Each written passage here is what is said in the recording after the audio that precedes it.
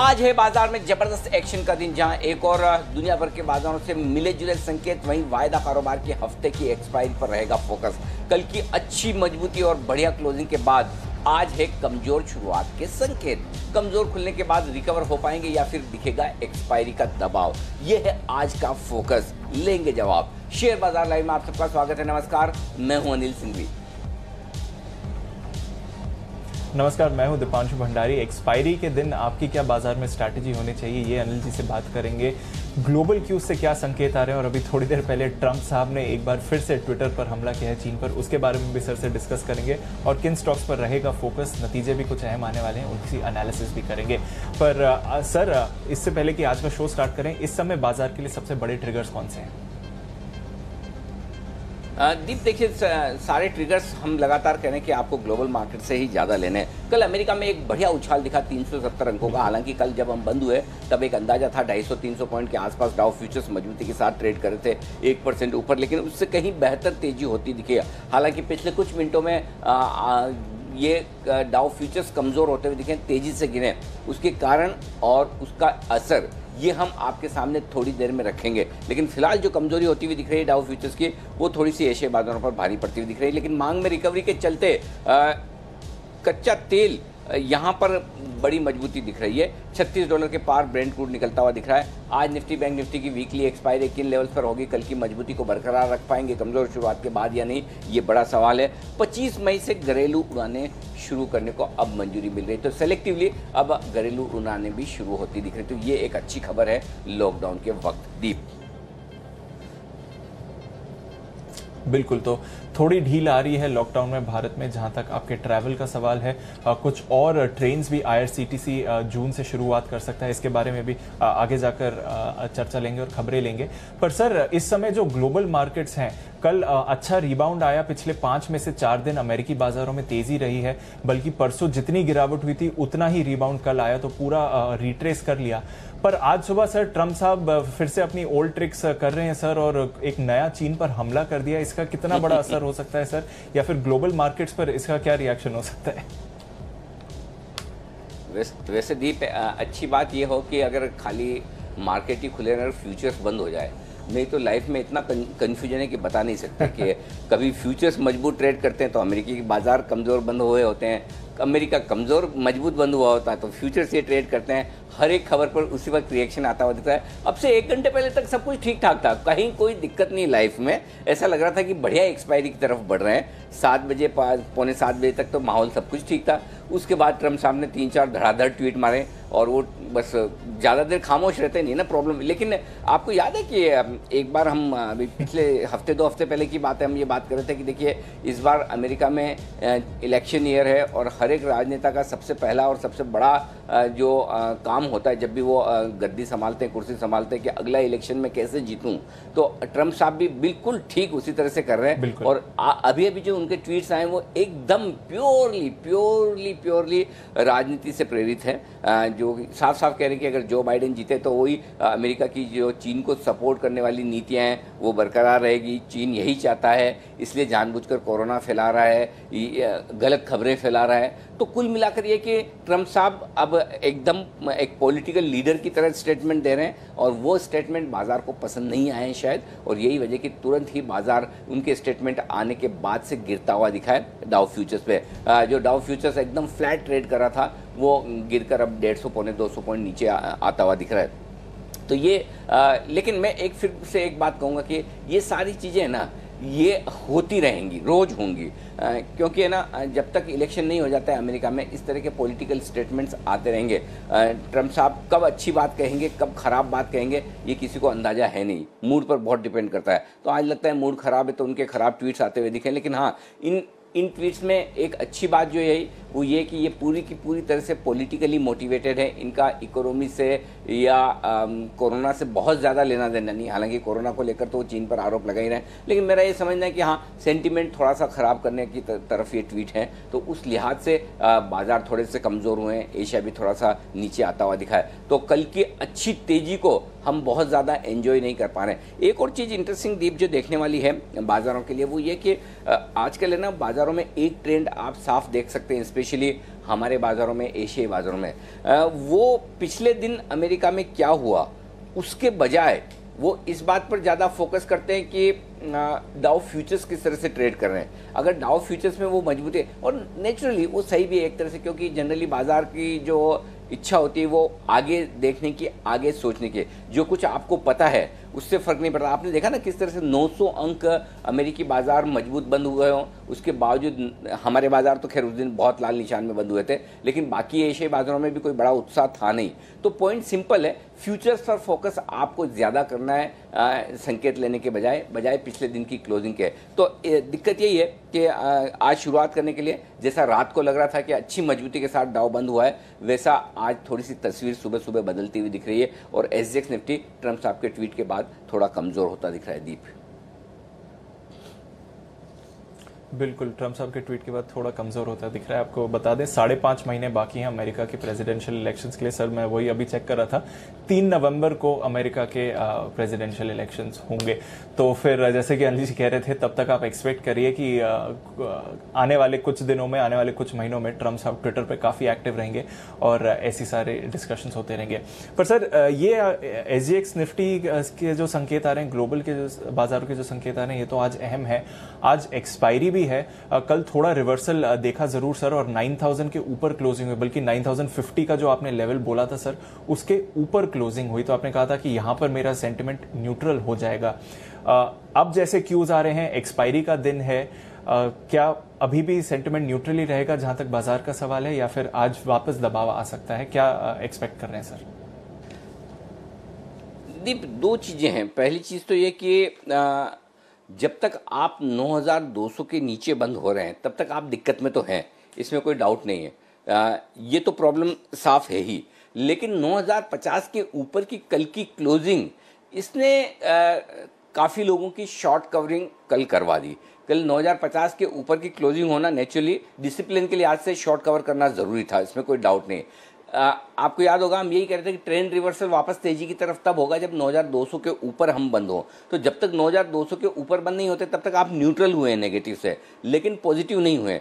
और ये न्यूट्रल भी आप निफ्टी पर हुए हैं। आपको याद होगा कल हम बैंक निफ्टी पर भी यही बात कर रहे थे कि बैंक निफ्टी न्यूट्रल तब होगा जब 18,300 के पार निकल कर बंद हो। तो बैंक निफ्टी तो खैर उससे बहुत दूर रहा, तो बैंक निफ्टी तो न्यूट्रल भी नहीं हुआ। बैंक निफ्टी के लिए तो ट्रेंड नेगेटिव है ही, लेकिन 9050 के ऊपर निफ्टी के बंद होने से आज काफ़ी लोग, जिन लोगों ने शॉर्ट कवरिंग की, वो अब इस वक्त दुखी हो रहे होंगे कि हमने गलत शॉर्ट काट लिए। होता है, लेकिन कभी कभी देखिए खबरों के दम पर ये चीज़ें होंगी कि unexpected gap up gap down हो जाए। अब ये किसको पता है कि सुबह सुबह मतलब अभी हमारे यहाँ सुबह, वहाँ देर रात है अमेरिका में, इतना लेट तक ट्रम्प साहब ट्वीट डाल के मूड बिगाड़ेंगे मार्केट्स का।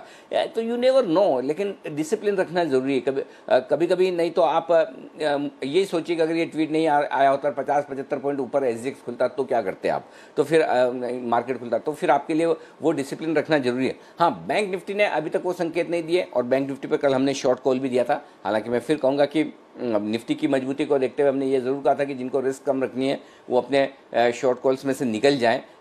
उसमें जहां हमने शॉर्ट कॉल दिया लगभग उन्हीं लेवल के आसपास बंद हुआ है, तो नुकसान नहीं है, इनफैक्ट फ़ायदा ही हुआ होगा। तो पॉइंट सिंपल है, ढेर सारी खबरें हैं, और जो एक्चुअल क्लोजिंग मार्केट की है और फ्यूचर्स, उसमें जो फ़र्क है उसके हिसाब से बाजार ट्रेड करता है। अब आइए जहाँ तक एक्सपायरी का सवाल है, मैं फिर ये कहूँगा कि आपके लिए बहुत साफ साफ संकेत है, जब तक 9200 के ऊपर नहीं निकलते तब तक आपका मार्केट सेल ऑन राइज है।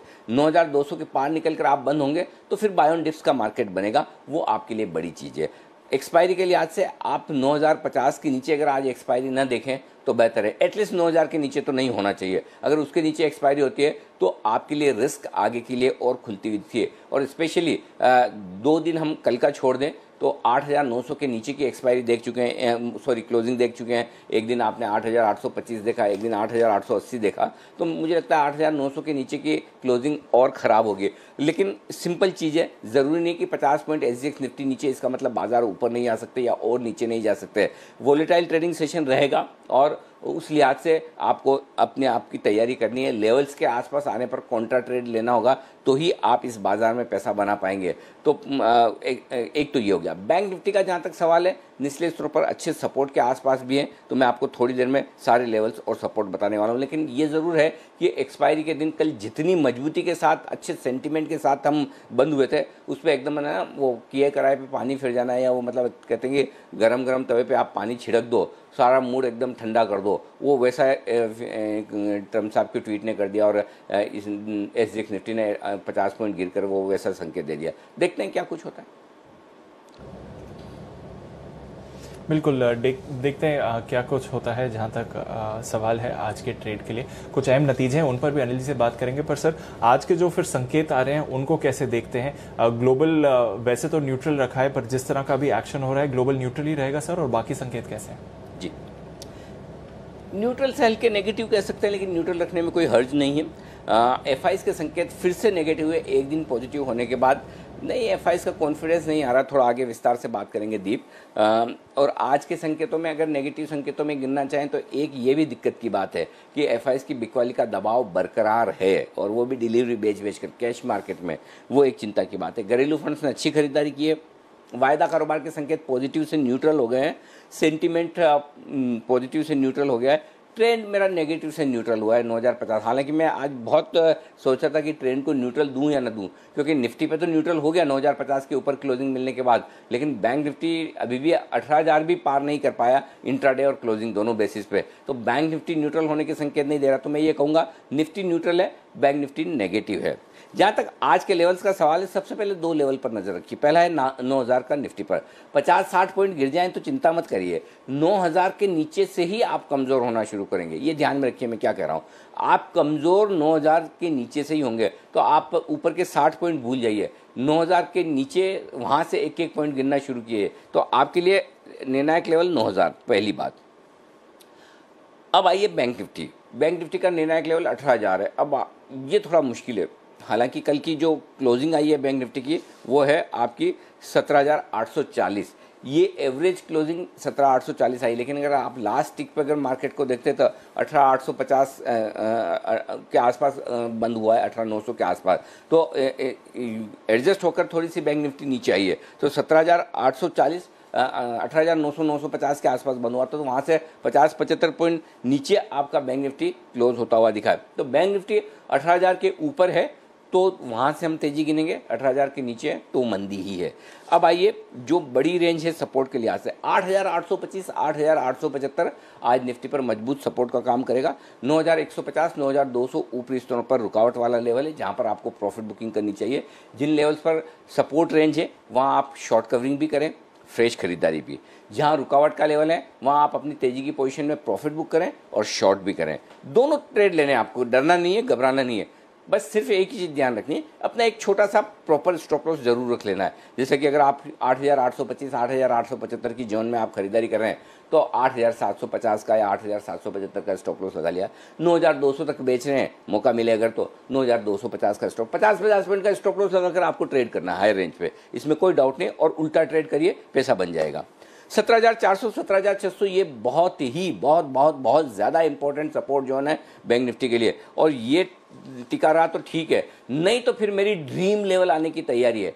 17,400 टूटा ना दीप, तो जो मेरा ड्रीम लेवल है 16,800 से 17,100, जिस रेंज में मैं निफ्टी खरीदना भी, बैंक निफ्टी खरीदना भी चाहता हूँ, शॉर्ट भी काटना चाहता हूँ, उस लेवल का मैं इंतजार कल भी कर रहा था, लेकिन कल मार्केट चूंकि घूम गया ऊपर से, तो 17,400 17,600 तेजी करने वाले ट्रेडर्स के लिए आखिरी उम्मीद है, उस पर फोकस करिए। ऊपर की तरफ बैंक निफ्टी 18,000 18,300 तक जा सकता है, वहाँ पर प्रॉफिट बुकिंग भी आएगी, शॉर्ट भी करिए, एंजॉय करिए। जी दीप। ठीक है सर, तो ये है आपके लिए आज के जो अहम लेवल्स हैं उस पर ध्यान रखना पड़ेगा। आज की जो रेंज है सर निफ्टी और बैंक निफ्टी की, वो क्या निकल कर आ रही है फिर? 9,000 9,125 ये आपके लिए नो ट्रेड जोन है एक तरह से, ये पहली छोटी रेंज है। 9,000 के नीचे से कमजोरी का पहला संकेत आएगा, 9,125 के पार निकल कर टिकेंगे तो मजबूती का पहला संकेत। 8,875 9,175 ये मीडियम रेंज, और ज़्यादा संभावना ये कि आप इस मीडियम रेंज में ही आज एक्सपायरी के दिन ट्रेड करके ट्रेड खत्म कर दें, न 8,875 तोड़ें न 9,175 के पार निकले। बड़ी रेंज 8,800 से 9,200 की निकल कर आती है, जो आप ध्यान में रखिए। बैंक निफ्टी 17,600 18,000 ये आज की छोटी रेंज है। 17,500 18,150 आज की मीडियम रेंज है। 17,400 18,250 बड़ी रेंज है। 17,400 तोड़ने के बाद फिर रिस्क बड़ी खुलेगी और वो रिस्क कम से कम 300 से लेकर 600 पॉइंट की बैंक निफ्टी पर खुलेगी अगर हमने 17,400 को निर्णायक तौर पर तोड़ दिया। मार्केट फिर से बुलिश हो जाएगा अगर निफ्टी 9,200 के ऊपर बंद हो और बैंक निफ्टी 19,000 के ऊपर बंद हो और मार्केट नेगेटिव हो जाएगा। और अगर बैंक निफ्टी अगर आज बंद होता है 8,900 के नीचे और बैंक निफ्टी बंद होता है 17,500 के नीचे, ये क्लोजिंग बेसिस पर अगर ये दो लेवल तोड़ते हैं तो मार्केट और ज़्यादा नेगेटिव हो जाएगा। पुट कॉल रेशियो थोड़ा बढ़कर आ गया 1.18, शॉर्ट्स कट गए हैं दीप, इसलिए पुट कॉल रेशियो ऊपर आया है। विक्स डाउन हुआ है 9%, लेकिन विक्स भी मतलब पूरा वोलेटाइल है आजकल। विक्स भी कम वोलेटाइल नहीं है, जैसा कि नाम है। एक दिन विक्स ऊपर एक दिन नीचे, कल का दिन नीचे का था, तेजी हो गई 35-81 के लेवल पर। जी दीप। बिल्कुल अनिल जी, तो आज और वॉलेटिलिटी आप एक्सपेक्ट कर सकते हैं क्योंकि एक्सपायरी से तो इफेक्ट आएगा ही। जिनकी सर फिर एग्जिस्टिंग पोजीशन है, स्पेशली जो कल की रिकवरी में तेजी की पोजीशन बनाकर गए या मेंटेन करके गए, उन्हें क्या ध्यान रखना चाहिए फिर? 9,000 का स्टॉप लॉस रखिए आप इंट्राडे बेसिस पर अगर आपकी तेजी की पोजीशन है तो, और क्लोजिंग बेसिस पर 8,825 का स्टॉप लॉस आपको रखना है निफ्टी में। बैंक निफ्टी में एक ही लेवल है इंट्राडे और क्लोजिंग बेसिस पर, वो 17,400 का। जिनको छोटा रखना हो फिर भी इंट्राडे तो वो 17,600 रख सकता है, लेकिन सही स्टॉप लॉस 17,400 का निकल कर आता है निफ्टी पर और बैंक निफ्टी पर। जिनकी शॉर्ट पोजीशन है उनकी शॉर्ट पोजीशन का स्टॉप लॉस निकल कर आएगा 9,200 का। 9,200 के पार निकले और बंद होते हुए दिखे तो ही आप अपनी शॉर्ट काटिए। 18,000 का लेवल बैंक निफ्टी पर मैंने बहुत छोटा दिया है, यहाँ पर इसके ऊपर आप निकले इंट्राडे में या बंद होते दिखे तो आप शॉर्ट काट ले, फिर ज़्यादा शॉर्ट ना रहें, बेहतर होगा। तो ये लेवल से आपके लिए दोनों ही एग्जिस्टिंग लॉन्ग और एग्जिस्टिंग शॉर्ट पोजीशन के दीप। बिल्कुल सर, तो ये तो रहे जहाँ तक एग्जिस्टिंग पोजीशंस का सवाल है। आज के लिए स्पेशली क्योंकि एक्सपायरी है सर, नई पोजीशंस कैसे बनानी चाहिए? खरीदारी की राय है 8,850 8,900 इस रेंज में मिलता है। देखिए एक चीज़ क्लियर है, एक तो ये पोजीशन बन सकती है कि निफ्टी 9,000 ही ना तोड़े आज, और 9,000 ना तोड़े तो 9,000 के लेवल पर भी लेना बन सकता है। लेकिन अब वो रिस्क लेनी है अभी या नहीं लेनी तो वो हम खुलने के बाद देखेंगे 9:08 पर। तो 9,000 निर्णायक लेवल है, वो नहीं टूटा तो वहीं से घूम जाएंगे। अगर वो टूटा तो फिर मुझे खरीदना सीधा 8,850 8,900 की रेंज में, इनफैक्ट 8,925 तक भी ले सकते हैं। ठीक है, 8,800 स्टॉप लॉस होगा, 9,050 और साथ ही 9,150 9,200 ये सारे टारगेट्स हैं जिनके लिए आपको करनी है खरीदारी।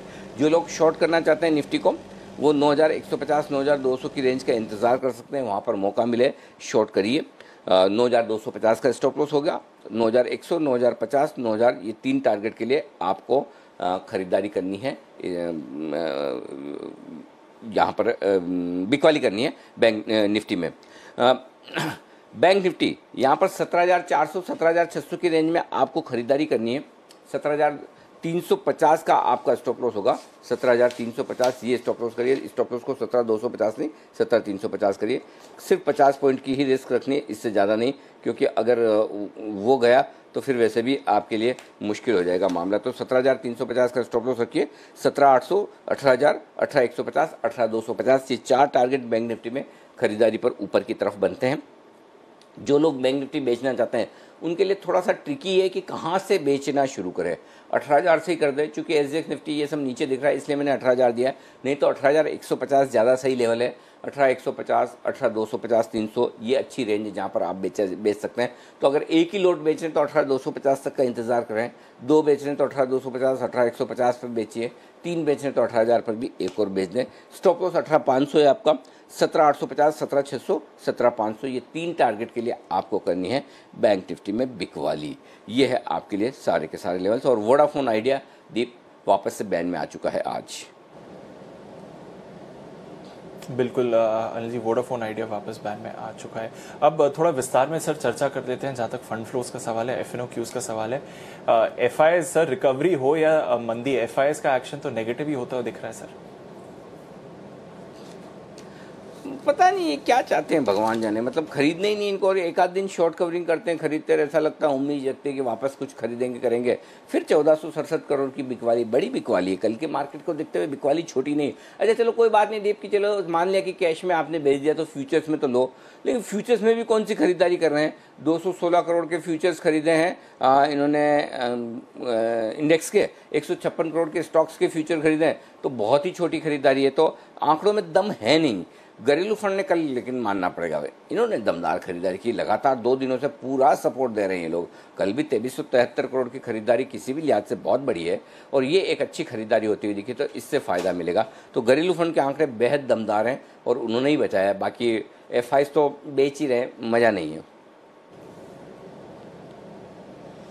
बिल्कुल अनिल जी, एफआईएस तो बेच ही रहे हैं, मज़ा नहीं आ रहा है इस समय। हालांकि डोमेस्टिक इन्वेस्टर से सपोर्ट मिला है। वायदा कारोबार की बात करें सर, संकेत तो आपने न्यूट्रल रखे हैं, बट क्योंकि एक्सपायरी है, कुछ अहम लेवल्स इस पर ध्यान रखना चाहिए। हाँ दीप, एक दो चीज़ें बहुत इंटरेस्टिंग है वायदा कारोबार में, हमें समझनी चाहिए। पहली चीज़ तो ये कि 9000 के लेवल की अहमियत क्या है। 8 लाख शेयर कल 9000 के पुट ऑप्शन में, जो आज एक्सपायरी होनी है, उसमें जुड़े हैं। यानी कि कल ट्रेडर्स काफ़ी पुट बेच कर गए तेज़ी की पोजीशन बनाकर, और ये मानकर कि 9000 तो अब नहीं टूटेगा। ठीक है, तो 9000 टूटना भी नहीं चाहिए। अगर टूटा तो फिर है ना दिक्कत ही होगी कि 16 लाख शेयरों का टोटल ओपन इंटरेस्ट जो 9000 के पुट पर है, इन लोगों की तरफ से बिकवाली का दबाव बनेगा। तो ये आराम से लगभग 75 से 125 पॉइंट निफ्टी को गिरा सकते हैं 9000 के नीचे टिकने पर। 8925, 8875 इस रेंज के लिए रास्ता खुल जाता है। तो 9000 का टिका रहना इसलिए बेहद ज़रूरी है, पॉइंट नंबर 1। अब आइए ऊपर की तरफ। ऊपर की तरफ 9000, जहाँ कल 7 लाख शेयर कम हो गए कॉल्स में, यानी कि थोड़ी शॉर्ट कवरिंग हो गई। आप देखिए ना, 19 लाख में से 7 लाख निकल गए, सिर्फ 12 लाख शेयरों की पोजीशन बची है। अगला लेवल 9100 और 9200 का इंपॉर्टेंट है डेटा के लिहाज से। तो पॉइंट सिंपल है, आप 9000 के एक ही डेटा पर फोकस करिए। 9000 के ऊपर हैं बुरे नहीं है, 9000 के नीचे हैं और ख़राब है, सिंपल चीज़ है। और अच्छी बात बताऊं, देखिए थोड़ी देर में अभी डाउ फ्यूचर्स रिकवर करने की कोशिश भी कर रहे हैं, 250 पॉइंट से 125 पॉइंट रह गया। हांगकांग भी हरे निशान में आने की कोशिश कर रहा है। तो ये मिला जुला सा कारोबार सब जगह है, तो इसलिए एक तरफा तेजी है, एक तरफा मंदी का मूड बनाना ठीक नहीं है। 9000 एक ही चीज़ पर फोकस करिए, बाकी सब छोड़ दीजिए। 9000। अच्छा, और बैंक निफ्टी पे सिंपल जो लेवल निकल कर आ रहे हैं 17500, 18000। 17500 के ऊपर आप और ख़राब होंगे, 18000 के ऊपर और अच्छे होंगे। कितने? 17500, 17400 तोड़ा, 17400 के नीचे 300 पॉइंट की रिस्क खुलती है 17100। 18000 तोड़ा, 300 पॉइंट की अपसाइड बनती है 18300। इस रेंज को आपको ट्रेड करना है, बहुत सिंपल है। क्यों? 17000 के 500 के पुट पर हैं 4 लाख शेयर, जो अच्छा सपोर्ट है, और बड़ा हाईएस्ट ओपन इंटरेस्ट तो 17000 पे ही। ऊपर की तरफ 18000 के कॉल्स पर 4 लाख शेयर हैं जो आज एक्सपायरी वाले हैं। तो आपके लिए रेंज साफ दिख रही है, 17500, 100 पॉइंट और नीचे गिन लीजिए, 18000, 100 पॉइंट और ऊपर गिन लीजिए। तो बेसिकली इस रेंज को आपको ट्रेड करना है। लेकिन आज ऐसा लग रहा है दीप कि बढ़िया मौके मिलेंगे इंडेक्स में ट्रेड करने के, दोनों तरफ, तेजी की तरफ भी, मंदी की तरफ भी। और जो ट्रेडर्स कॉन्ट्रा ट्रेड लेकर काम करना जानते हैं, आज उनका दिन होना चाहिए, ऐसा फील आ रहा है। बाकी देखते हैं मार्केट कैसे किसको ऑब्लाइज करता है। लेकिन हाँ, ये ज़रूर है कि दोनों तरफ के ट्रेड होने की संभावनाएं पूरी है, और वो होंगी भी। तो देखते हैं क्या कुछ होता है। जी बिल्कुल, दोनों तरफ के ट्रेड होने की संभावना है, और देखते हैं क्या एक्शन होता है। एसजीएक्स निफ्टी वापस 9050 पर आ गया, जैसे कि अनिल जी बोल रहे थे। थोड़ी सी रिकवरी आ रही ग्लोबल मार्केट्स में निचले स्तरों से। डाउ फ्यूचर्स पर भी आपने लगभग 50 अंक की रिकवरी देखी है। तो चलिए सर, ये तो रहा आज के ट्रेड सेटअप का सवाल। अब बात करते हैं कुछ रिजल्ट रिएक्शंस के, जो कल मार्केट्स बंद होने के बाद आए हैं। सबसे पहले बजाज ऑटो के रिजल्ट, सर कैसे देख रहे हैं इनको? अरे बहुत ही शानदार रिजल्ट है दीप, क्या गजब रिजल्ट्स दिए हैं भाई बजाज ऑटो ने, मज़ा आ गया देखकर। और उम्मीद भी नहीं थी कि ऐसे रिजल्ट्स भी आएंगे बजाज ऑटो के। तो किसी भी लिहाज से, किसी भी तरह के अनुमान से आप देखेंगे तो रिजल्ट्स बहुत बहुत बहुत बेहतर हैं। और आप देखिए जिस तरह से ऑपरेशनल परफॉर्मेंस आई है वो बहुत ही तगड़ी है। दूसरा ये कि धीमे धीमे प्लांट्स भी खोल रहे हैं, और बाकी सारी चीज़ों पर भी अब धीमे धीमे करके वो आगे बढ़ रहे हैं। तो मेरे ख्याल से ये रिजल्ट्स बाज़ार को पसंद आएंगे। और वैसे भी स्टॉक कोई खास कल बढ़ा नहीं है, 1.5%, तो अगर मार्केट के मूड के हिसाब से भी इतना बढ़ जाए तो बड़ी बात नहीं है। तो ऐसा लग रहा है मुझे बजाज ऑटो में मजबूती हो सकती है। जो ऊपरी रेंज है बजाज ऑटो के लिए वो 2600, 2630 और 2665 तक की जगह बनती है ऊपर के लिए बजाज ऑटो में। और नीचे जो अगर आपकी तेज़ी की पोजीशन कल की है तो आप है ना स्टॉप लॉस 2545 का लगा लीजिए फ्यूचर्स में। कल 2550 बंद होगा, खाली 5 रुपये नीचे का स्टॉप लॉस रखिए अगर आपकी पोजीशन है तो। लेकिन जो सपोर्ट अगर आपको चाहिए तो नीचे की तरफ 2480 2500 का सपोर्ट है, इस रेंज में आए तो खरीदना चाहिए, और हाई रेंज में आप धीरे धीरे वहाँ पर प्रॉफिट बुक कर सकते हैं अपनी एपेटाइट के हिसाब से, या स्टॉप लॉस ट्रेल करते हुए दिखे। 10 बजे बजाज ऑटो का टॉप मैनेजमेंट हमारे साथ होगा। ज़्यादातर राकेश शर्मा साहब हमारे साथ कार्यक्रम में शामिल होते हैं और उनसे हम नतीजे समझेंगे भी। ये राकेश शर्मा साहब ही होंगे और वो बहुत अच्छे से नतीजे समझाते हैं, बढ़िया हिंदी बोलते हैं और आपके एकदम आपकी हमारी भाषा में बोलते हैं, समझ में आ जाता है। तो उनसे पूछेंगे इतनी तगड़ी दमदार परफॉर्मेंस की वजह क्या है और आगे कैसा क्या रहेगा। लेकिन हाँ, कुल मिलाकर रिजल्ट्स बढ़िया हैं बजाज ऑटो के, इसमें कोई डाउट नहीं। बिल्कुल अनिल जी, रिजल्ट्स बढ़िया आए हैं बजाज ऑटो के, इसमें कोई डाउट नहीं है, और देखते हैं कि किस तरह का रिएक्शन स्टॉक पर आता है। पर अनिल जी की तरफ से जैसे कि आप देख रहे हैं इस समय खरीदारी की रही है बजाज ऑटो पर, या फिर आप देख सकते हैं हायर रेंज आ सकती है इस स्टॉक पर, तो एक लॉन्ग पोजीशन के लिए स्टॉप लॉस मेंटेन करिए। जुबिलेंट फूड सर, ये इंटरेस्टिंग होगा, इसके नतीजे कैसे रीड करें? बहुत ही बढ़िया है दीप।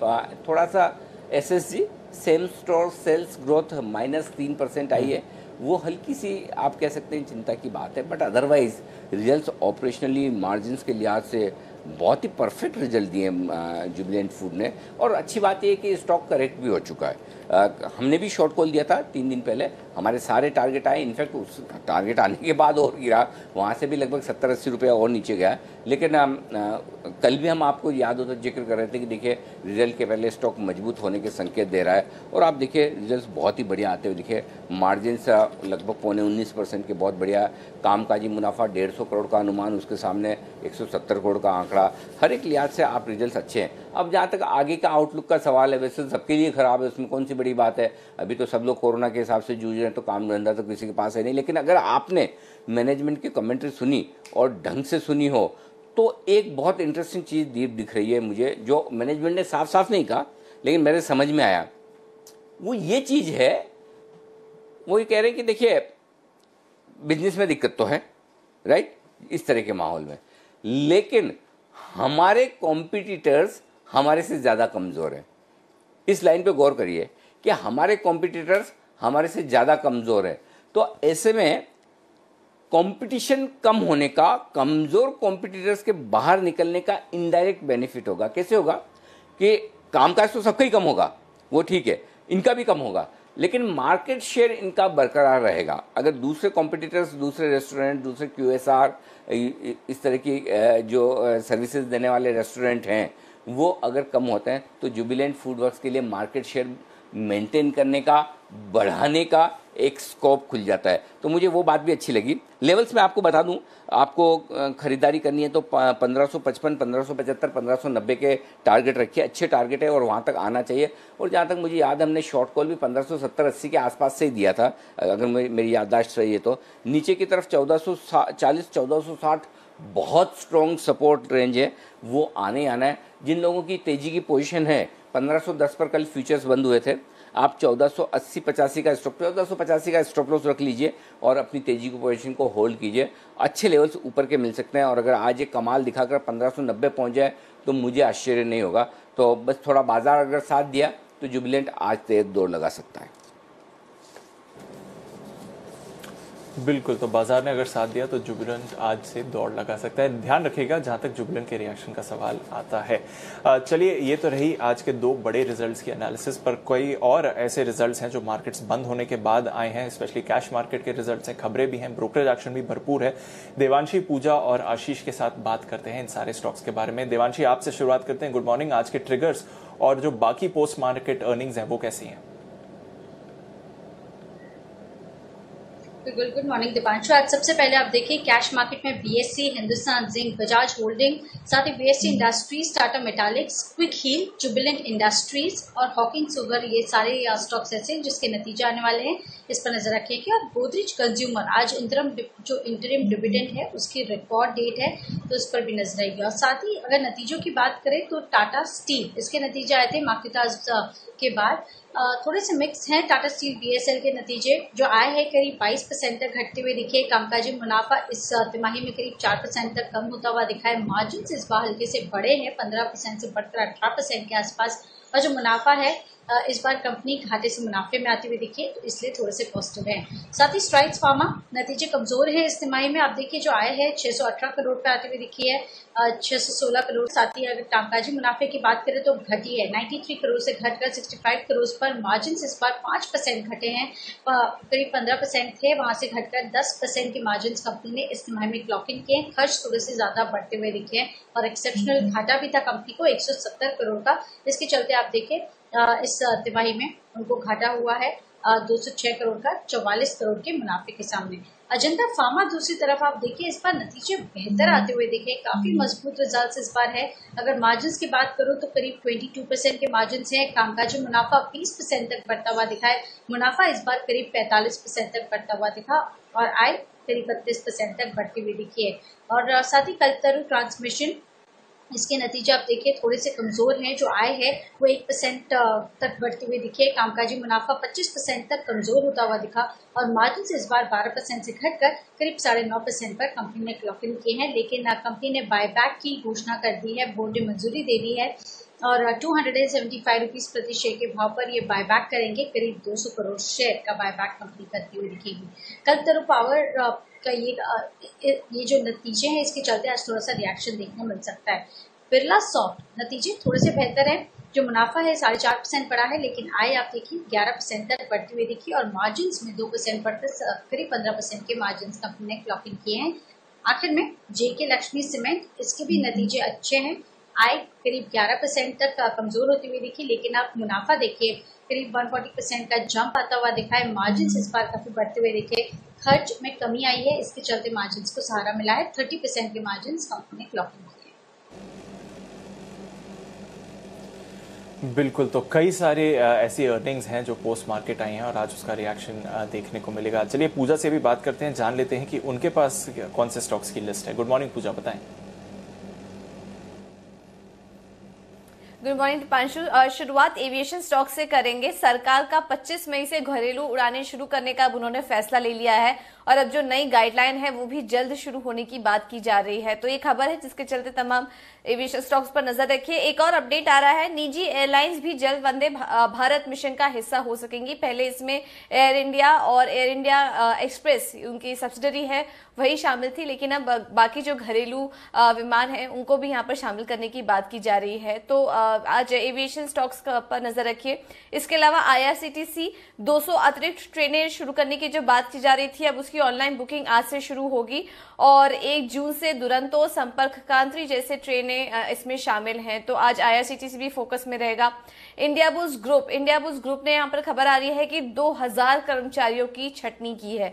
टाटा पावर, यहाँ पर भी नजर रखिए। नीदरलैंड की एक हाइड्रो पावर कंपनी है जिसमें कि कंपनी ने अतिरिक्त 10% हिस्सेदारी खरीद ली है और अब हिस्सेदारी बढ़कर 40% से बढ़कर अब 50% हो चुकी है और 1 करोड़ में ये जो हिस्सा है ये IFC यानी कि इंटरनेशनल फाइनेंस कॉर्पोरेशन से कंपनी ने खरीदा है। तो टाटा पावर पर फोकस रहेगा।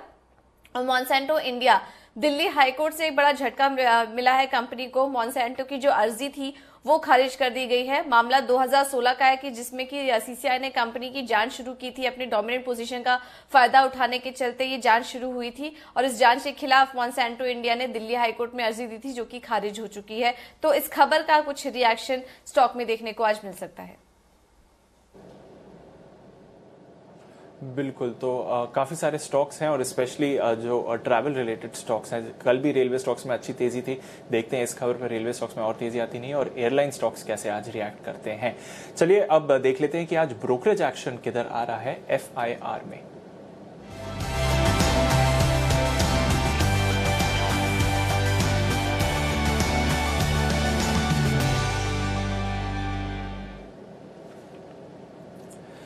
गुड मॉर्निंग आशीष, सबसे पहले तो बताइए नतीजों के दम पर ब्रोकरेजेस क्या कह रही हैं, कौन से स्टॉक्स फोकस में उधर? Good morning Deepanshu. Doctor Reddy's के नतीजे आए थे और नतीजे जो है ऑपरेशनली बढ़िया देखने को मिले थे। ब्रोकरेज हाउस ने हाईलाइट करके कहा है कि अक्रॉस ज्योग्राफीज बढ़िया प्रदर्शन देखने को मिला। साथ ही अगर US कारोबार को देखें तो वहां पर जो पाइपलाइन है कंपनी को बेहद मजबूत नजर आ रही है। CLA से खरीदारी की राय को बरकरार रखे हुए लक्ष्य जो है 4250 रुपये से बढ़ाकर 4450 कर दिया है। वहीं क्रेडिट स्विस आउट परफॉर्म की रेटिंग दे रहे हैं 4300 रुपये के लक्ष्य के लिए। लेकिन जेफरीज मान रहे हैं कि इनका R&D और केपेक्स थोड़ा बढ़ते हुए नजर आएगा और मार्जिन्स इंप्रूवमेंट की ये जो अनुमान लगा रहे हैं थोड़ा सा कम है, जिसके चलते इन्होंने अंडर परफॉर्म की रेटिंग दी है। लेकिन लग जो है 2500 से बढ़ाकर 3000 रुपये कर दिया है। अल्ट्राटेक सीमेंट के भी नतीजे आए थे और वॉल्यूम ग्रोथ के लिहाज से ज़्यादा आकर्षक देखने को नहीं मिले थे नतीजे। CLS से आउट परफॉर्म की रेटिंग दे रहे हैं 3925 रुपये के लक्ष्य के लिए। कह रहे हैं कि डी लेवरेजिंग का प्लान है, यानी कर्ज कम करने की जो योजना है इसके ऊपर फोकस रखना होगा। मॉर्गन स्टैनली इक्वल वेट की रेटिंग को बरकरार रखे हुए 3425 रुपये के लक्ष्य के लिए। बजाज ऑटो के नतीजे आए थे, नतीजे काफ़ी बढ़िया देखने को मिले थे और CLS से कह रहे हैं कि बेहतर प्रोडक्ट मिक्स के चलते नतीजे अनुमान से बेहतर देखने को मिले। कंपनी का कैश फ्लो बेहद मजबूत है। आउटलुक के ऊपर थोड़ा सा मैनेजमेंट पॉजिटिव नज़र नहीं आ रहा है, लेकिन फिर भी इन्होंने जो EPS के अनुमान है इसमें करीब 6 से 7% की बढ़ोतरी की है। खरीदारी की राय को बरकरार रखा है CLS ने और लक्ष्य जो है 2800 से बढ़ाकर 3000 रुपये कर दिया है। जुबिलेंट फूडवर्क्स के नतीजे आए थे, जहां पर CLS से खरीदारी की राय दे रहे हैं। लक्ष्य जो 1800 से बढ़ाकर 1850 कर दिया है और ये कह रहे हैं कि इंडस्ट्री में कंसोलिडेशन चल रहा है। मौजूदा हालात जो है थोड़े से चुनौतीपूर्ण है, लेकिन कंपनी के अंदर क्षमता है कि बहुत तेजी से बाउंस बैक कर पाए, जिसके चलते आप देखिए कि सभी ब्रोकरेज हाउस का जो भरोसा है बिल्कुल बरकरार देखने को मिला है। क्योंकि मॉर्गन स्टैनली भी ओवरवेट की रेटिंग को बरकरार रखे हुए 1900 रुपये के लक्ष्य के लिए। क्रेडिट स्विस आउट परफॉर्म की रेटिंग को बरकरार रखे हुए 1625 रुपये के लक्ष्य के लिए। ये कह रहे हैं कि Q1 FY21 के जो नतीजे आएंगे इसमें आपको ज़्यादा गिरावट देखने को मिलेगी, लगभग आय 60% तक घट सकती है, तो ये थोड़ा सा चिंता का विषय। क्रेडिट स्विस नेगेटिव नजर आ रहे, बाकी सब पॉजिटिव है। ये कुछ जो रिजल्ट्स आए थे इन पे ब्रोकरेज रिपोर्ट्स हैं। बिल्कुल, तो कई सारी रिपोर्ट्स हैं जहां तक रिजल्ट्स का सवाल है। अन्य स्टॉक्स के बारे में ब्रोकरेजेस क्या बोले आशीष? और भी कुछ रिपोर्ट्स आई हैं दीपांशु। सिटी की रिपोर्ट है, पिरामल एंटरप्राइज पर खरीदारी की राय को बरकरार रखा है 1130 रुपये के लक्ष्य के लिए। UPL पर एक इंटरेस्टिंग रिपोर्ट आई है मॉर्गन स्टैनली की, जहां पर इक्वल वेट की रेटिंग को बरकरार रखा है 429 रुपये के लक्ष्य के लिए। कह रहे हैं कि सरकार की तरफ से 27 कीटनाशकों पर जो रोक लगी है इनमें से 11 कंपनी के प्रोडक्ट पोर्टफोलियो में शामिल है और जिससे ये अनुमान लगा रहे हैं कि कंपनी की आय पर करीब 2% का असर देखने को मिल सकता है।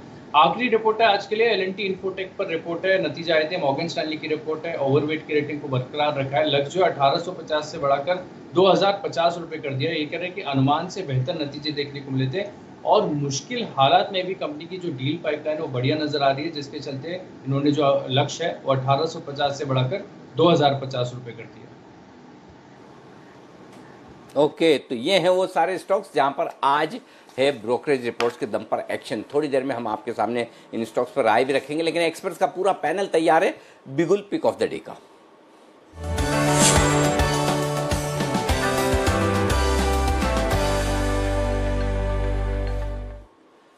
शुरुआत करते हैं राजेश पालिया साहब के साथ। सर गुड मॉर्निंग, बताइए बाय सेल नोटा तो हो गई नहीं, बाय या सेल और ज़्यादा संभावना बाय की, बताइए सर। गुड मॉर्निंग अनिल जी, गुड मॉर्निंग दीपांशु जी, good morning everyone. Anil ji bye करेंगे और FMCG पैक से मैरिको काफी अट्रैक्टिव लग रहा है, जिस तरीके का सेटअप है और जिस तरीके की कंसिस्टेंट बाइंग स्टॉक में पिछले ट्रेडिंग सेशंस में देखने को मिली है और स्टॉक में एक डेली चार्ट पे ब्रेकआउट भी हुआ है। तो जिस तरीके का एक्यूमुलेशन है मुझे लगता है कि यहाँ से मैरिको को बाय करना चाहिए। टारगेट जो इमीडिएट बेसिस पे इंट्राडे पॉइंट ऑफ व्यू से मुझे लगते हैं वो 324 से 328 तक के टारगेट मुझे लगता है मैरिको में देखने को मिलेंगे। करंट लेवल से जो स्टॉप लॉस रखना होगा वो 310 का रखना होगा। अरे राजेश जी, आप तो पूरा सूट वूट पहन के आ गए, कोट वोट। आपको किसी ने इन्फॉर्म नहीं किया कि आज खाली शर्ट डे, या आपको बहुत सारे चैनल पे जाना होता है इस चक्कर में पहन के आए हो? अनिल जी घर पे ही है, कहीं गए नहीं है, घर पे ही पहना हुआ है। अरे आप अभी थोड़ी देर में मैं जब तक दूसरों से पिक्स लेता हूँ आप कंफर्टेबल हो जाए। देखिए इधर कुणाल जी को देखिए, क्या गजब चमक रहे हैं एकदम, मतलब ये तो असली थर्सडे तो यही एंजॉय कर रहे हैं। और सेठी साहब भी हमारे भयंकर मतलब एंजॉय कर रहे हैं पूरी तरह से कि चलिए आज थर्सडे का दिन है, टाई वाई नहीं लगानी है, सूट वूट नहीं पहनना है, तो और बढ़िया है। चलिए एंजॉय करते हैं, हम भी शुरुआत करते हैं अब कुणाल जी के साथ। कुणाल जी बताइए, आपके वैसे खुशी तो मुझे नज़र आ ही रही है चेहरे पे, इरादा क्या है, खरीदारी का या बिकवाली का?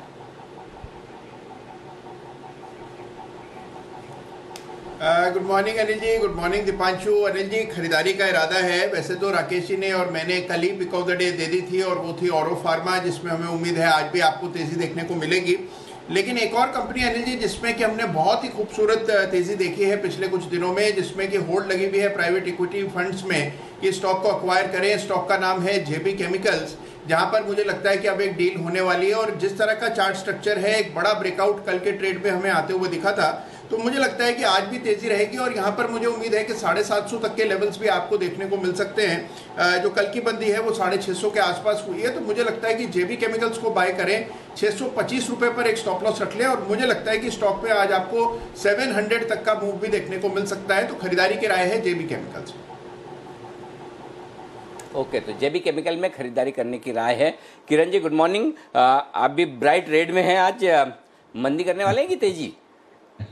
Anil ji very good morning, दीप मॉर्निंग। नहीं, शर्ट का कलर और जैसे आप कहते हैं टाई का कलर और मार्केट का डायरेक्शन ऐसा कुछ नहीं है, ऐसे ही है मेरा आज। शर्ट का कलर और मार्केट का डायरेक्शन का कुछ नहीं है। पर अनिल जी एक बहुत इंपॉर्टेंट बात कहनी है और अपडेट भी है। पिछले हफ्ते मैंने डाउ जोन्स का इंपॉर्टेंट लेवल्स दिए थे और उसी लेवल से हमने बाउंस बैक देखने को मिला। नीचे में 23,250 बहुत इंपॉर्टेंट सपोर्ट है और ऊपर में मैंने कहा था 24,650। कल हम 24,600 तक गए और उधर से वापस एक बार शायद यू टर्न ले सकते हैं।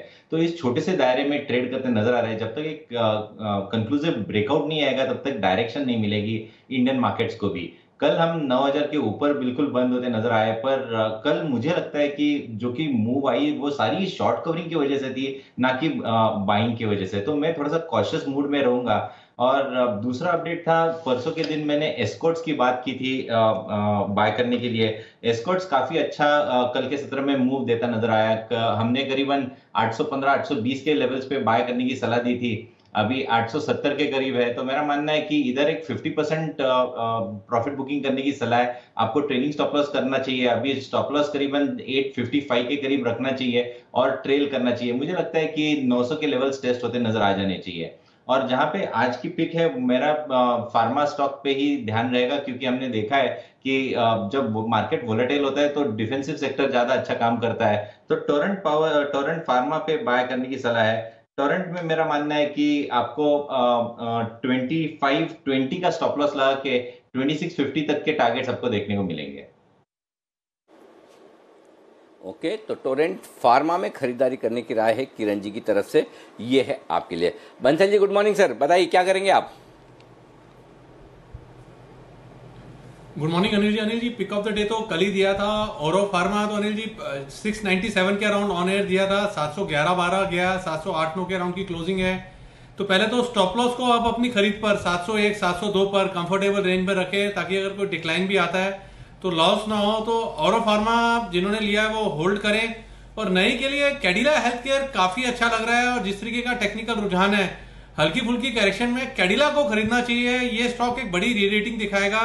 325 का एक स्टॉप लॉस लगाना चाहिए और 411 के एक बड़े टारगेट के लिए 1.5 से 2 महीने का नजरिया बना के कैडिला हेल्थ केयर को खरीदने की राय है। ओके, तो ये आप पिक ऑफ द डे की जगह पिक ऑफ द मंथ क्यों दे रहे हैं आज बंसल जी? कुछ खास बात इसमें कैडिला में ऐसी? देखिए अनिल जी, जो कैडिला का ऑनगोइंग चार्ट पैटर्न है, I am madly in love with this pattern. मुझे काफी पसंद है pattern. Success rate Anil ji 100% तो होता नहीं है, बट पैटर्न काफी बढ़िया है। और कैडिला को अगर आप देखें तो काफी समय से साइडवेज है, काफी निफ्टी की गिरावट 9500 9700 के मूव्स भी निफ्टी ने दिखा दिए, 9000 के नीचे के मूव भी दिखा दिए। कैडिला अपनी जगह पर सटीक है, अड़ा हुआ है, खड़ा हुआ है, और कैडिला मुझे लगता है लंबी दौड़ दिखाएगा आने वाले समय में। चलो बहुत बढ़िया, तो कैडिला खरीदें महीने 2 महीने के लिए, ये है राय इस वक्त बंसल जी की। और अब आइए हमारे साथ विकास सेठी साहब भी हैं। सेठी साहब भी और सेठी साहब के पास जाएं उससे पहले वागले साहब भी आ गए, तो पहले वागले साहब की एक बार पिक ले लूं और उसके बाद सेठी साहब आपके पास आता हूं। वागले साहब बताइए सर, क्या खरीदेंगे या बेचेंगे? गुड मॉर्निंग अनिल जी, गुड मॉर्निंग दीपांशु। मेरा बाय है जेबी केमिकल्स। आई थिंक कुणाल ने भी यही कवर किया है। जेबी केमिकल्स मेरा पोजिशनल पिक है। कल एक क्लियर कट ब्रेकआउट दिया है, 650 का भाव है। मैं हल्की सी गिरावट आती है, हल्की सी करेक्टिव मूव आती है, 645 640 ये रेंज प्रिफरेबल होगा। बहुत ज्यादा मूव नीचे नहीं आएगी। 630 का मेरा स्टॉप लॉस होगा और 708 का मेरा टारगेट होगा, और ये 2 से 3 हफ्ते का टाइम फ्रेम है। ये आप किधर कैश मार्केट के स्टॉक में घुस गए सुबह सुबह वागले साहब? आप तो लेते ही नहीं हो। अनिल जी क्या हुआ कि सारे फार्मा स्टॉक जो मुझे अच्छा लग रहे थे वो कल कवर हो गए थे। औरो कवर हुआ, डॉक्टर रेड्डी कवर हुआ, सिप्ला कवर हुआ, तो मैं बोला वापस वही देने से, और ये मेरे रडार पर इतना स्ट्रांगली जिस तरह के वॉल्यूम से ये ब्रेकआउट आया है, और इसमें मेरा वीकली व्यू भी काफी हफ्तों से पॉजिटिव है। ये सबसे पहले मेरे रडार पर आया था कुछ हफ्तों पहले जब संदीप जैन जी ने ये कवर किया था, और तब से मैं इसको ट्रैक कर रहा हूँ। तो इसके लिए मैंने बोला ये आज चलने वाला, आज चलेगा ये नहीं मुझे पता नहीं, अगले कुछ हफ्तों में ये अच्छी खासी मूव दे सकता है। अच्छा ठीक है, चलिए। और अब हमारे साथ सेठी साहब भी हैं। सेठी साहब मैं आपसे आपके पिक्स लूँ उससे पहले मैं आपसे कल के मार्केट पे व्यू लेना चाहता हूँ। आज तो एक्सपायरी का दिन है, बताइए कल क्या होगा, कल क्या खास है मार्केट में? कल मार्केट में क्या खास है? अच्छा, कल मेरा जन्मदिन है। हाँ अनिल जी, कल मेरा जन्मदिन है। बस बिल्कुल, कल सबसे खास वही बात है। और हमारे पूरे पैनल की तरफ से कल विकास जी ना हाफ सेंचुरी मारने वाले हैं, क्योंकि कल फ्राइडे है और विकास जी कल पैनल पे होते नहीं हैं, तो मैंने कहा चलिए आपको हाफ सेंचुरी मारने की अभी से बधाई दे दी जाए। तो विकास जी को हम सब की तरफ से कल आने वाले 50वीं बर्थडे की बहुत बहुत बधाई। विकास जी आप इसी तरह से मुस्कुराते रहें, चमकते रहें सब जगह से, जहाँ जहाँ से आप अभी चमकते हुए दिख रहे हैं बिल्कुल वहीं सब जगह से चमकते हुए रहें, एकदम फर्स्ट क्लास। ये हमारी शुभकामनाएं। बताइए सर, अब आप अपनी पिक्स बताइए। Thank you so much Anil ji, I am speechless. आपको याद रहा आपने इतनी अच्छे तरीके से मेरे बर्थडे पे मुझे, मतलब कल ये लॉकडाउन के माहौल में इतनी अच्छी गिफ्ट मिल गई है, तो थैंक यू सो मच। बाकी अनिल जी, जहाँ तक बाजारों का सवाल है, मैं अभी जब ऑफिस आ रहा था गाड़ी में मैंने आपकी ओपनिंग रिमार्क सुने, आपने परफेक्ट पॉइंट को हाईलाइट किया है कि आजकल हम जो ओवरनाइट बाजार क्या रहेंगे उस पर बिल्कुल ध्यान नहीं देते। ये जो during the day Dow futures को देखते हुए ही हम ट्रेड करते हैं। बिकॉज देखिए कल भी हमने देखा दोपहर के बाद जब डाउ फ्यूचर्स में 300 पॉइंट की तेजी हुई, हालांकि थोड़े और भी कारण थे। ऐसा माना जा रहा था कि finance minister personal income tax में कुछ कटौती कर सकते हैं या इनडायरेक्ट टैक्सेस में कुछ कटौती कर सकते हैं, तो हमने एक शानदार तेजी कर ली। और उस तेजी के बाद आज जब हम खुल रहे हैं तो चूंकि डाउ फ्यूचर्स थोड़े नेगेटिव दिख रहे हैं तो बाजार थोड़े सबड्यूड से हैं। बाकी मेरा ऐसे मानना कि मई की जो सीरीज के 5 ट्रेडिंग डे बचे हैं, मंडे को छुट्टी रहेगी ईद की वापस से, मुझे लगता है हमारा एक रेंज बाउंड ही दायरा रहना चाहिए। हम ऊपर में मुझे नहीं लगता बाजार 9200 9300 के लेवल्स के ऊपर जा सकता है, और नीचे में 8800 के नीचे की मंदी भी नहीं लगती। तो बाजार में ट्रेडिंग की अपॉर्चुनिटीज डेफिनेटली रहेगी। आज के लिए मैंने F&O स्पेस से 5 स्टॉक्स आइडेंटिफाई किए ट्रेडिंग करने के लिए। मेरा जो पिक ऑफ द डे रहेगा वो रहेगा जिस स्टॉक की थोड़ी देर पहले आपने चर्चा करी, बजाज ऑटो। मैं टू व्हीलर स्टॉक्स पे पिछले कुछ दिनों से काफी बुलिश हूँ। पिछले सोमवार को जब हीरो मोटोकॉर्प ने अपने डीलरशिप्स खोली और अनाउंसमेंट किया कि 10,000 बाइक्स उन्होंने एक ही दिन में बेचे हैं, मुझे लगता है जब ये लॉकडाउन खुलेगा तो चूंकि पब्लिक ट्रांसपोर्ट पे लोगों को ट्रेवल करने में डर लगेगा, कोरोना का जो डर है वो रहेगा, सोशल डिस्टेंसिंग भी करना है, तो मुझे लगता है टू व्हीलर के जो कंपनीज है उनके जो टू व्हीलर्स की डिमांड काफी बढ़ेगी। और बजाज ऑटो के कल जो बाजार बंद होने के बाद नतीजे आए बेहद ही शानदार थे। मुझे लगता है इस स्टॉक में आज हम 2650 2700 तक के लेवल्स देख सकते हैं। इसके अलावा मुझे जैसे सभी बाकी एक्सपर्ट्स ने फार्मा स्टॉक्स को पिक किया, मुझे ग्लेनमार्क फार्मा में आज भी कल की तेजी कंटिन्यू होती हुई लगती है, तो यहाँ पे खरीदारी करने की सलाह है। फिर डिफेंस क्षेत्र से मैंने भारत इलेक्ट्रॉनिक्स को पिक किया है, बिकॉज हाल ही में जो स्टिमुलस पैकेज अनाउंस किया उसमें सरकार का फोकस था डिफेंस के ऊपर, मेक इन इंडिया के ऊपर, तो मुझे लगता है भारत इलेक्ट्रॉनिक्स एक अच्छे लेवल पे ट्रेड करता है, यहाँ पे खरीदारी करें। चौथा स्टॉक है व्हाइट गुड्स कंपनी हेवल्स। मुझे लगता है इसमें भी नीचे लेवल से जो एक अच्छी रिकवरी कल देखी गई वो बिल्कुल कंटिन्यू होनी चाहिए। और ऐसे भी लग रहा है कि जब ये लॉकडाउन खुलेगा तो ये जो एयर कंडीशनर्स, कूलर्स और जिस तरह की गर्मी की आशंका है, मुझे लगता है इनकी सेल्स काफी अच्छी रहेगी, तो हेवल्स में खरीदारी करने की सलाह है। और फाइनली एक ऑटो सेक्टर की कैटर करने वाली ऑटो कंपोनेंट कंपनी, बैटरी बनाने वाली एक्साइड इंडस्ट्रीज पे भी मैं बुलिश हूँ और आज भी इसमें अच्छी तेजी बन सकती है। तो ये तो मेरे F&O के 5 स्टॉक्स हो गए। ओके, और कैश मार्केट की भी बताइए फिर। और थोड़ी देर में 9 बजे आपको अपनी एक बर्थडे पिक भी देनी है कल के लिए, तो मतलब वो आप एक स्टॉक बचा के रखिएगा कि आपकी बर्थडे पिक, हम तो क्या है विश करते हैं ना, साथ में हम रिटर्न गिफ्ट भी ले लेते हैं। तो सेठी साहब अपना रिटर्न गिफ्ट तैयार रखिए। 9 बजे बाद जब प्री ओपनिंग सेशन की शुरुआत होगी तो मैं आपसे आपका रिटर्न गिफ्ट पूछूंगा, लेकिन उससे पहले अगर कोई और कैश के स्टॉक्स आपके रडार में तो वो भी बताएं सर। बिल्कुल अनिल जी, 3 स्टॉक्स, वैसे 4 थे, एक को मैंने कम कर दिया है जो बात के लिए बचा के रखा है। 3 स्टॉक्स में अभी बोलना चाहूंगा। तो पहला स्टॉक रहेगा वो, अगर आपको याद हो तो मैंने 5 मई के दिन, जो ट्यूसडे का दिन था, और आमतौर पे ट्यूसडे को मैं आपका जो शाम का जो सुपर हिट शो होता है बाजार आज और कल, उसमें होता हूँ, तो वहां पे मैंने एक स्टॉक एस्टेक लाइफ साइंसेस को रेकमेंड किया था लंबी अवधि के लिए। 410 का लेवल था और मेरा 6 महीने 9 महीने का टारगेट था 500 रुपए का। और देखिए जबरदस्त रैली इस स्टॉक ने दिखाई है। पिछले 15 दिनों में 60% की तेजी हो गई, 660 रुपए का भाव हो गया। मुझे लगता है वैसा ही एक स्टॉक आरपीजी लाइफ साइंसेस हो सकता है। ये स्टॉक में भी एक अच्छी तेजी की उम्मीद है। मुझे लगता है आज के लिए भी खरीदे और पोजिशनली इसको रखे। एक अपने हाइट से काफी अच्छे करेक्शन के बाद ये स्टॉक अवेलेबल है। एक अच्छी फार्मा कंपनी है जो फॉर्मुलेशंस और एपीआई के कारोबार में है, तो इस स्टॉक में खरीदारी करने की सलाह है। इसके अलावा मुझे एक और फार्मा कंपनी लॉरस लैब्स अच्छा लगता है। मुझे लगता है हाल ही में जो ब्लॉक डील हुई थी उसके कारण से स्टॉक नीचे आया और मैंने पिछले सप्ताह भी इसको 440 के लेवल पर रिकमेंड किया। कल ये 459 460 के लेवल्स गया था। मुझे लगता है ये स्टॉक भी एक अच्छा स्टॉक है जिसमें खरीदारी करनी चाहिए। और थर्ड स्टॉक रहेगा जिसपे कल बाजार बंद होने के बाद नतीजा है जेके लक्ष्मी सीमेंट। एक बहुत ही अच्छी सीमेंट कंपनी है, सीमेंट सेक्टर बिल्कुल फोकस में है और कल बहुत ही शानदार नतीजे इस कंपनी ने पेश किए। मुझे लगता है आज बहुत शानदार तेजी इस स्टॉक में देखने को मिलेगी। तो कल के लेवल के आसपास अगर ये स्टॉक मिलता है तो बिल्कुल बिना सोचे इसको खरीदना चाहिए। बाकी गैप अप के बाद भी मुझे लगता है इसमें एक फर्दर अपसाइड रहेगी, तो यहाँ पे भी खरीदारी करने की सलाह।